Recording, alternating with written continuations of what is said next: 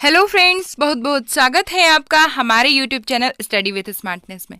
आज का हमारा टॉपिक है मौलिक अधिकार। आज हम मौलिक अधिकार के बारे में जानेंगे। इससे पहले हमने नागरिकता पढ़ा, उसके बारे में जाना, उसके कुछ क्वेश्चन सॉल्व किए। आज हम मौलिक अधिकार के बारे में जानेंगे कि ये कहाँ से आए और हमें कैसे प्रदान किए गए। ठीक है, चलिए स्टार्ट करते हैं। मौलिक अधिकार जो व्यक्ति के मूल अधिकार हैं, ये व्यक्ति के जीवन में मौलिक होने के कारण संविधान द्वारा नागरिकों को प्रदान किए गए। ठीक है, अब ये भारत में कहाँ से आए, तो ये अमेरिका से प्रेरित हैं मौलिक अधिकार। ये हमें सबसे इम्पोर्टेंट बात है। और इनका वर्णन कहाँ किया गया है? भाग 3 में। हमने पढ़ा था 22 भाग होते हैं, 22 भाग में भाग 3 में इनका वर्णन है। अनुच्छेद 12 से 35 तक बताए गए हैं मौलिक अधिकार। ठीक है, अब इसे याद कैसे रख सकते हैं? तो ये है अधिकार कहाँ से आए, इसमें भी आ रहा है अमेरिका से, और किस पर वर्णित है, तो भाग 3 में। तो यहाँ भी 3 इस तरीके से हम याद रख सकते हैं। ठीक है, भारतीय नागरिकों को ये 6 मौलिक अधिकार प्रदान किए गए हैं। समानता का अधिकार, स्वतंत्रता का अधिकार, शोषण के विरुद्ध अधिकार, धार्मिक स्वतंत्रता का अधिकार, संवैधानिक उपचारों का अधिकार, शिक्षा एवं संस्कृति का अधिकार। ये 6 प्रकार के मौलिक अधिकार भारतीय नागरिकों को प्रदान किए गए हैं। चलिए जानते हैं इनका विकास कैसे हुआ। मौलिक अधिकारों का सर्वप्रथम विकास ब्रिटेन में हुआ, जब ये 1215 में सम्राट जॉन को ब्रिटिश जनता ने प्राचीन स्वतंत्रताओं को मान्यता प्रदान करने हेतु मैग्ना कार्टा पर हस्ताक्षर करने को बाध्य कर दिया था। तब इसे भारत के संविधान का मैग्ना कार्टा भी कहा जाता है। ठीक है, तो सबसे पहला परिचय इसका कहाँ मिलता है? ब्रिटेन में मिलता है। और इसे क्या कहा जाता है? भारत के संविधान में से मैग्ना कार्टा कहा जाता है। सबसे इंपॉर्टेंट क्वेश्चन ये आ भी चुका है, इसे आप नोट करते जाइए कि भारत के संविधान का मैग्ना कार्टा किसे कहा जाता है? तो मौलिक अधिकारों को कहा जाता है।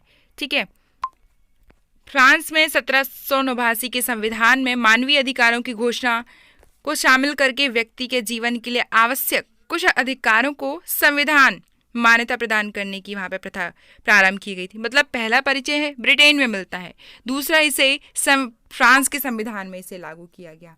उसके बाद 1791 में अमेरिका के संविधान में संशोधन करके अधिकार पत्र को सम्मिलित किया गया। तो भारत में अमेरिका से प्रेरित है, मतलब सबसे पहले इसका परिचय ब्रिटेन में, फिर फ्रांस में लागू हुए, फिर अमेरिका, उसके बाद भारत में। मौलिक अधिकार भारत के संविधान के तीसरे भाग, जैसे हमने पढ़ा है, में वर्णित भारतीय नागरिकों को प्रदान किए गए वे अधिकार हैं जो सामान्य स्थिति में सरकार द्वारा सीमित नहीं किए जा सकते हैं। ठीक है, मतलब ये सीमित नहीं किए जा सकते हैं। जिनकी सुरक्षा कौन करता है? सर्वोच्च न्यायालय। सर्वोच्च न्यायालय करता है, तो हम अपने अधिकार को लेकर न्यायालय में लड़ने के लिए जा सकते हैं अपने हक के लिए।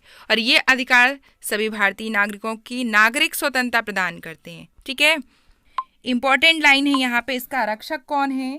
सर्वोच्च न्यायालय है मौलिक अधिकारों का रक्षक। जैसा कि हमने पढ़ा है कि इनका वर्णन अनुच्छेद 12 से 35 में किया गया है। ठीक है, 12 और 13 तो इतने इंपॉर्टेंट है नहीं, लेकिन हम जान लेते हैं कि इसमें क्या है वर्णन। ठीक है, अनुच्छेद 12 में परिभाषा बताई गई है। किसकी परिभाषा? राज्यों की व्याख्या की गई है। और अनुच्छेद 13 में क्या बताया गया है कि मौलिक अधिकारों से असंगत या उनका अल्पीकरण करने की विधियां।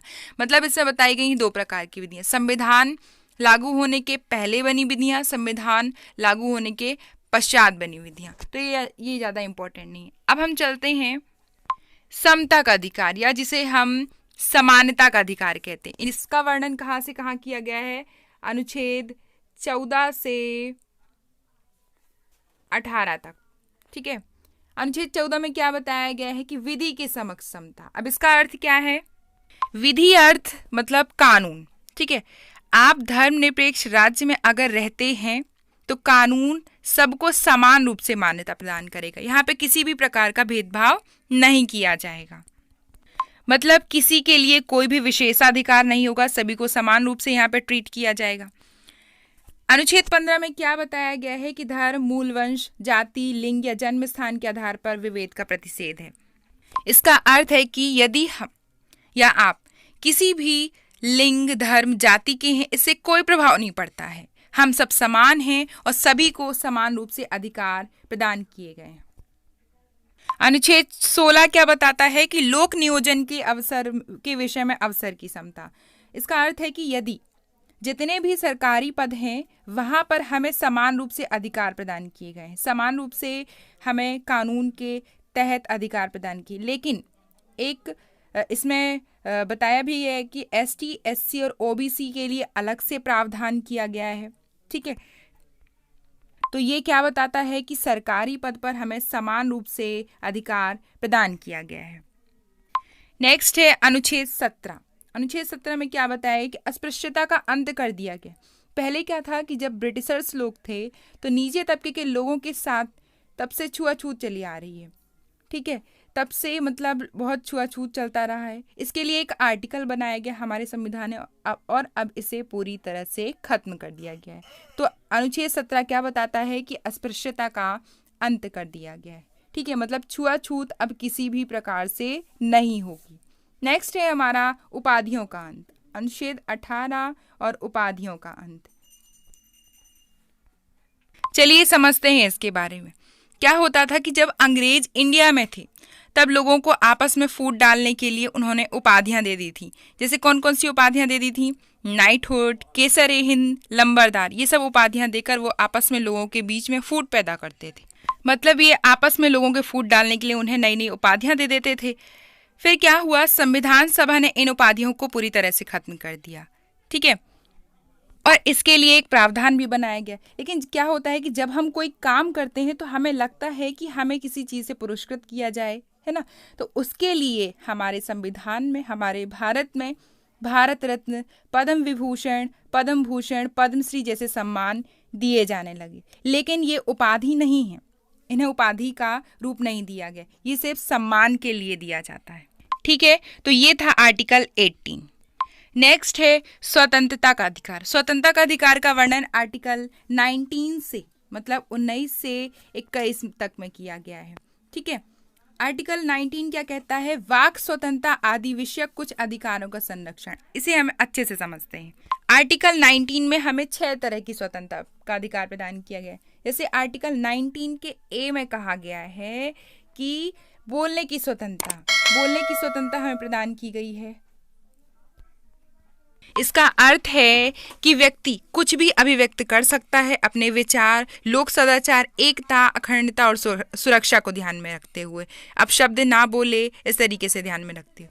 आर्टिकल 19 के बी में क्या बताया गया है कि शांति पूर्वक बिना हथियारों के एकत्रित होने और सभा करने की स्वतंत्रता 19 बी में बताई गई है। 19 सी में क्या बताया गया है कि संघ बनाने का मतलब हम यूनियन बना सकते हैं। ठीक है, कोई भी व्यक्ति किसी भी दल का निर्माण कर सकता है, कंपनी बना सकता है, संस्था स्थापित कर सकता है। ठीक है, जैसे कि एनजीओ हो गया, इस तरीके से बनाते हैं। सभी प्रकार की लाभकारी, गैर लाभकारी भी इसी अधिकार में आते हैं। ठीक है, अब आता है आर्टिकल 19 का डी क्या कहता है। हम सी को कैसे याद रखेंगे? आर्टिकल 19 के सी को सी और संघ, इस तरीके से आप याद रख सकते हैं। और आर्टिकल 19 का डी अब हम पढ़ रहे हैं। ठीक है, डी क्या कहता है कि देश के किसी भी क्षेत्र में आवागमन की स्वतंत्रता है। आवागमन की स्वतंत्रता, इसका अर्थ है कि भारत के किसी भी नागरिक को यह अधिकार है कि यह भारत के किसी भी भाग में भ्रमण कर सकता है, घूम सकता है। अब आते हैं हम आर्टिकल 19 ई में। 19 ई क्या कहता है? आर्टिकल 19 ई जो है ये कहता है कि देश के किसी भी क्षेत्र में निवास करने और बसने की स्वतंत्रता है। इसका अर्थ है कि भारत का कोई भी नागरिक भारत के किसी भी भाग में बसने के लिए स्वतंत्र है। ठीक है, मतलब उसे सरकार नहीं रोक सकती है, उसे ये अधिकार प्रदान। आर्टिकल 19 जी पढ़ते हैं अब हम। ठीक है, हमारा नेक्स्ट है आर्टिकल 19 जी। जी फॉर जीविका, ऐसे याद रख सकते हैं आप। तो कोई भी व्यापार एवं जीविका चलाने की उसे स्वतंत्रता दी गई है कि भारत का कोई भी नागरिक अपने जीविकोपार्जन के लिए कोई भी व्यवसाय कर सकता है, उसके लिए वह स्वतंत्र है। अब नेक्स्ट आता है आर्टिकल 20 अपराधों के लिए दोष सिद्धि के संबंध में। मतलब इसमें क्या बताया गया है कि अपराध के विषय में बात की गई है कि अपराधी को जब तक दोष सिद्ध नहीं होगा, ठीक है, किसी भी सजा का प्रावधान नहीं है। जब तक उसका दोष प्रमाणित नहीं हो जाता है तो उसे किसी प्रकार की सजा नहीं दी जा सकती है। आर्टिकल 20 ये कहता है। वैसे तो इसमें बहुत सारी चीज़ें बताई गई हैं, लेकिन हम इंपॉर्टेंट चीज़ें जानेंगे। अब हम पढ़ते हैं आर्टिकल 21। आर्टिकल 21 क्या कहता है? प्राण एवं दैहिक स्वतंत्रता का अधिकार है। ठीक है, प्राण एवं दैहिक स्वतंत्रता ये हमारी वह शक्ति है जब हम किसी भी इमरजेंसी में ये हमसे नहीं छीनी जा सकती। जी हाँ, आप दो चीज़ याद रख लीजिए, आर्टिकल 20 और 21। जब तक हमारा दोष सिद्ध नहीं होता हमें सजा नहीं दी जाएगी, और हमें जीने का अधिकार किस में दिया गया है? आर्टिकल 21 में। 21 में हम अगर भारत में कोई भी आपातकाल लगाया जाता है तो 20 और 21 हमसे नहीं छीने जा सकते, बाकी सारे अधिकार समाप्त किए जा सकते हैं। सबसे इंपॉर्टेंट बात, इसे आप नोट कर लीजिए, ये क्वेश्चंस आ भी चुके हैं इस तरीके के। अब इससे इंपॉर्टेंट एक बात और, आर्टिकल 21 का ए, इसको भी शामिल किया गया है 86वें संविधान संशोधन अधिनियम 2000 द्वारा शिक्षा के अधिकार के रूप में। 21 क्या बताता है? कि शिक्षा का अधिकार कैसे? इसके द्वारा बच्चों को शिक्षा का अधिकार प्रदान किया जाएगा। 6 से 14 वर्ष तक के बच्चों को शिक्षा का अधिकार की बात की गई है आर्टिकल 21 में, 21 के ए में। और ये भारतीय संविधान की एक अनोखी विशेषता है जो कि भारतीय संविधान के तीनों भागों में परिलक्षित है। 3 भाग कौन कौन से? इसे मौलिक अधिकार में भी बताया गया है शिक्षा के लिए, मौलिक कर्तव्य में भी बताया गया है, और नीति निर्देशक तत्व में भी बताया गया। ये हम आगे भी पढ़ेंगे, अभी आगे पढ़ेंगे इसको, लेकिन इसे याद रख लीजिएगा कि 21 के ए में शिक्षा की बात की गई है और 6 से 14 वर्ष तक के बच्चों को निःशुल्क शिक्षा का प्रावधान दिया गया है। नेक्स्ट है शोषण के विरुद्ध अधिकार। शोषण के विरुद्ध अधिकार, अब आर्टिकल 23। आर्टिकल 23 क्या कहता है? कि मानव की दुर्व्यापार और बलात्संग का प्रतिषेध।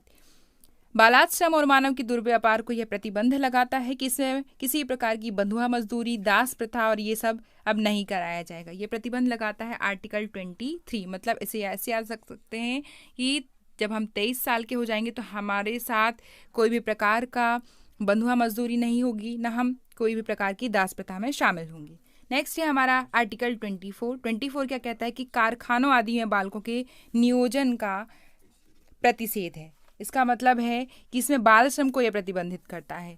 ठीक है, बाल श्रम, इसके लिए कारखाना अधिनियम 1948 बनाया गया था, शिशु अधिनियम 1966 बनाया गया था। अब बाल श्रम निरोधक जो कानून बनाया गया 1986, इसमें क्या है कि इस अधिनियम के द्वारा 14 वर्ष से कम बालकों को नुकसानदेह, खतरनाक और काम करने के लिए जबरदस्ती नहीं बोला जा सकता है।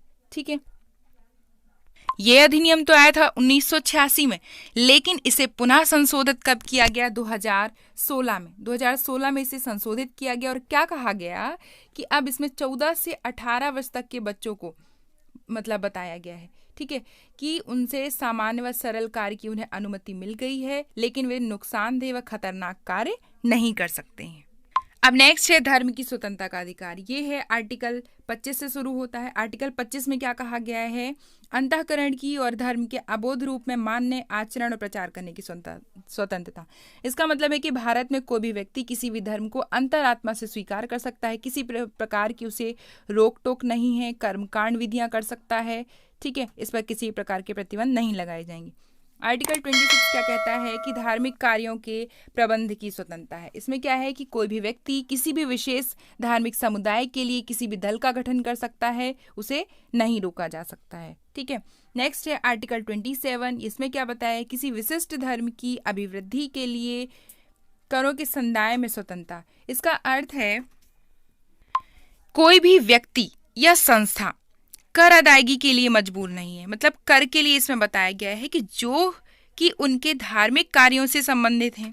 ठीक है, इसका अर्थ यह है कि वह संपत्ति जो कि धार्मिक कार्यों के लिए अर्जित की गई है, तब उस संपत्ति पर कोई कर नहीं लगाया जा, किसी भी प्रकार का टैक्स नहीं लिया जा सकता। एक बात और, राज्य सरकार जो है धार्मिक कार्यों के प्रबंधन के लिए अपनी आय में से वहन करेगी, यह भी बताया गया आर्टिकल 27 में। और टैक्स ना लगाने की बात की गई है धार्मिक संपत्ति पर। ठीक है, नेक्स्ट है आर्टिकल 28 क्या कहता है कि कुछ शिक्षा संस्थाओं में धार्मिक शिक्षा या धार्मिक उपासना में उपस्थित होने के बारे में स्वतंत्रता। इसका अर्थ है कि ऐसे संस्थान जो कि राज्य सरकार द्वारा संचालित किए जा रहे हैं, उन संस्थानों में किसी भी प्रकार की कोई धार्मिक शिक्षा प्रदान नहीं की जाएगी। ठीक है, केवल अकादमिक शिक्षाओं को छोड़कर। ठीक है, कि कोई भी धार्मिक संस्था जो कि किसी संस्था को प्रदान की जा रही है, इसमें कोई जबरदस्ती नहीं की जाएगी कि नहीं मतलब धर्म से रिलेटेड पढ़ना ही है, तब इस व्यक्ति को यह अधिकार प्रदान किए हैं कि वह धार्मिक शिक्षा ग्रहण कर सकता है, नहीं कर सकता, ये उसके ऊपर डिपेंड करता है। मतलब किसी भी प्रकार से उसे बाध्य नहीं किया जा सकता। नेक्स्ट है संस्कृति और शिक्षा संबंधी अधिकार। अब है अनुच्छेद 29। इसमें क्या है, अल्पसंख्यक वर्गों के हितों का संरक्षण बताया गया है। इसमें है, इसका अर्थ है कि अल्पसंख्यक समुदाय जिनकी विशेष भाषा या संस्कृति है या विलुप्त होने की कगार पर है, तब वे इसका संरक्षण कर सकते हैं। कैसे? राज्य सरकार इनकी सहायता करेगी और कोई भी शैक्षणिक संस्थान, चाहे वो निजी क्षेत्र से हो या सार्वजनिक क्षेत्र से हो, इस आधार पर विभेद नहीं किया जाएगा कि उस व्यक्ति का अलग धर्म है, जाति है, लिंग है। तो इसके संरक्षण की बात हमारे संविधान में की गई है अल्पसंख्यक के वर्गों की। नेक्स्ट है आर्टिकल 30। आर्टिकल 30 क्या कहता है कि शिक्षा संस्थाओं की स्थापना और प्रशासन करने का अल्पसंख्यक वर्गों का अधिकार। इसका अर्थ है कि अल्पसंख्यक वर्ग को यह अधिकार प्रदान किया गया है कि वे अपने शैक्षणिक संस्थाओं की स्थापना कर सकते हैं, उसका प्रशासन कर सकते हैं। राज्य सरकार जो है शैक्षणिक संस्थानों की स्थापना में किसी भी प्रकार का भेदभाव नहीं करेगी उनके साथ और उनकी मदद करेगी, उन्हें सहायता प्रदान करेगी। नेक्स्ट है आर्टिकल 31। इसमें क्या है, निरसती। ये क्या करता है कि जब संविधान लागू हुआ था तब अनुच्छेद 31 में संपत्ति के अधिकार को वर्णित किया गया था। ये बहुत इंपॉर्टेंट है, आता भी है। लागू होने पर संपत्ति का अधिकार कहाँ था? आर्टिकल 31 में। लेकिन 44वें संविधान संशोधन 1978 में इसको मौलिक अधिकारों से हटा दिया गया और कहाँ रख दिया गया? 300 का में, अनुच्छेद 300 का में इसे उठाकर रख दिया गया संपत्ति के अधिकार को। निरसती मतलब अब उसे हटा दिया गया है। ठीक है, तो इसे याद रखिएगा कि संपत्ति का अधिकार पहले था आर्टिकल 31 में, जो कि 44वें संविधान संशोधन 1978 में हटा दिया गया और अब इसे कहाँ रख दिया गया है? 300 का में।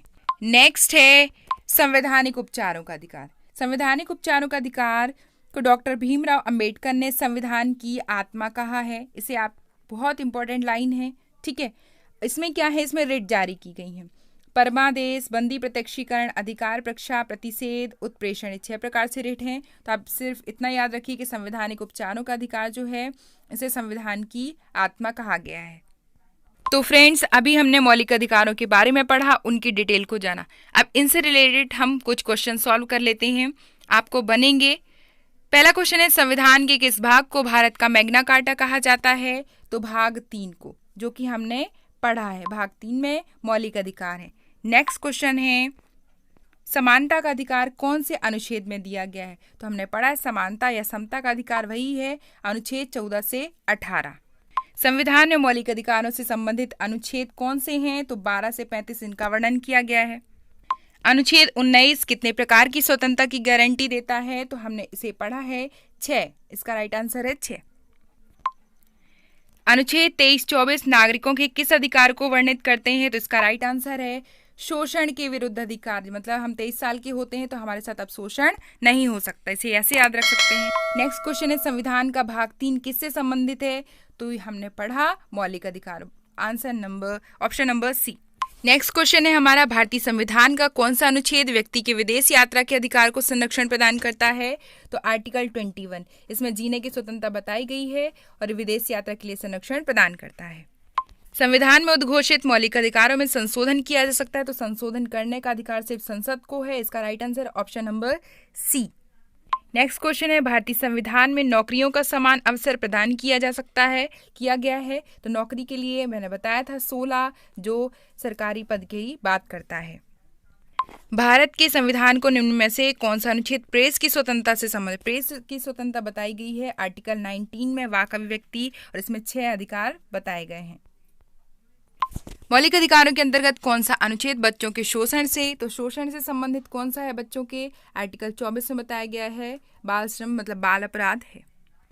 नेक्स्ट क्वेश्चन है, मौलिक अधिकारों को लागू करने का दायित्व किस पर है? तो लागू करने का दायित्व हाई कोर्ट और सुप्रीम कोर्ट दोनों को, ए एंड बी दोनों। तो फ्रेंड्स, ये थे मौलिक अधिकार जिनके बारे में हमने पढ़ा, क्वेश्चन सॉल्व किए। ऐसे और भी वीडियो देखने के लिए आप हमारे चैनल पर कंटिन्यू बने रहें। चैनल को लाइक करें, शेयर करें, सब्सक्राइब करें। Thanks for watching. जय हिंद।